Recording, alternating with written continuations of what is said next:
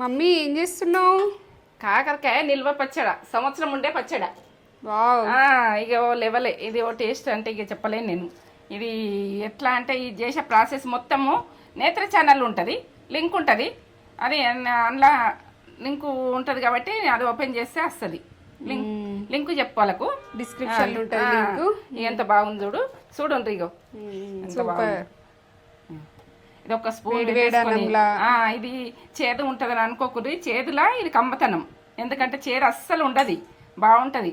ఇక మీరు సంవత్సరం ఉడక ఇంట్లో పెట్టేసుకొని మీరు కాకరకాయ జ్యూసులు తాగుడు ఇవి తాగుడు ఏం అవసరం లేదు. అన్నంతో చపాతీతోట మీరు రొట్టెతోట ఏదంతో జొన్న రొట్టెతోట దేనితోట అన్నది తినూరి, మీ ఇష్టం ఉన్న దాంతో తినూరి.